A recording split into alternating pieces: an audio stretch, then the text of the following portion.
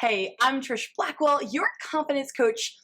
And in this video, we're going to be talking about how to step out of perfectionism.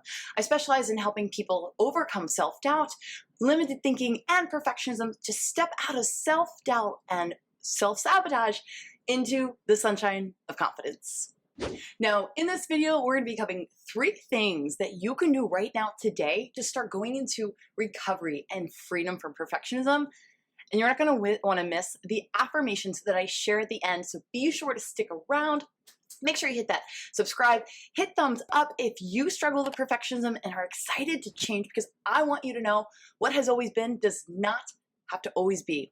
So here's to change, my friend.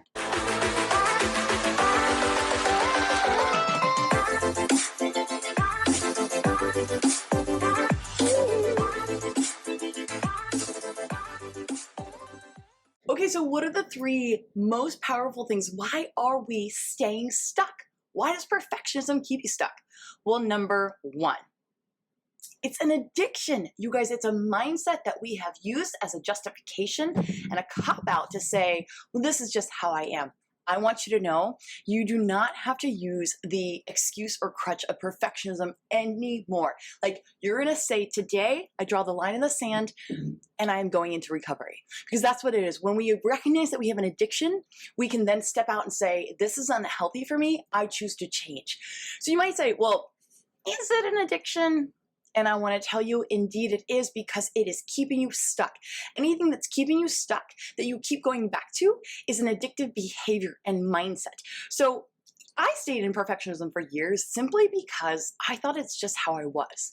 I'm type A, I'm all or nothing, I have high standards. Like, perfectionism should not be a statement to say, I have high standards, so it's okay that I'm a jerk to myself.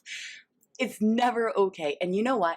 I've learned in my coaching practice and in my own work, the more pressure you put on yourself, the worse you will do. The more you allow perfectionism into your life, the more unhappy, unsatisfied, and unsuccessful you will be. So I don't know if that is motivation to step out of perfectionism, but for me, it sure is. Okay, so numero duo. Let's talk about what step 2 is. It's to go into recovery. It is the statement, the line in the sand that you just made that said, no longer will I be stuck in my old thinking. No longer am I going to associate with the cop-out or the statement, I'm just a perfectionist. That's why I'm so mean to myself. I'm just a perfectionist. That's why I won't start, because I want to be super ready. You know, once you've realized it's an addiction and you take ownership of it, and you also take a look at, what has it really done for you? Has it gotten you where you want to go? Or has it made you feel really miserable, right? That is when we can rewind and go, oh, hey, this isn't working for me. Maybe it's time to change. And that's what recovery is. Go into rehab. Now, how do you do that? 1, it starts by saying, I'm not a perfectionist anymore. I'm a recovering perfectionist. I coach all the time on this in the Confidence Podcast. So if you haven't checked that out, the links are below. I also am always talking about this here on my YouTube channel. So hit that subscribe. I will continue, I promise, to give you resources to continue your recovery. But today, the first step is just to say, I'm a recovering perfectionist. Okay, 3rd way, ready? To really stop letting perfectionism from keeping you from the life you live, from the success you deserve, from all the things.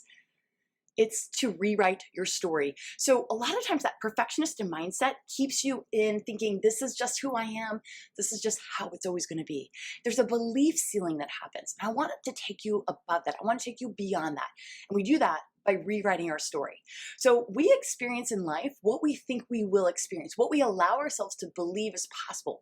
So my challenge for you is to start thinking about your future differently, thinking about your potential, thinking about your follow-through, thinking about your personality, your characteristics as a recovering perfectionist, as somebody who doesn't pursue perfection, but rather pursues excellence. Because when we pursue excellence, we've got the ability to step into a new state of confidence and courage, because, you guys, we then become not attached to the outcome. We're not so attached to the destination, but we instead can get attached and powerful in the showing up, in the effort. And that's where magic happens. That's where crazy success and breakthrough happens.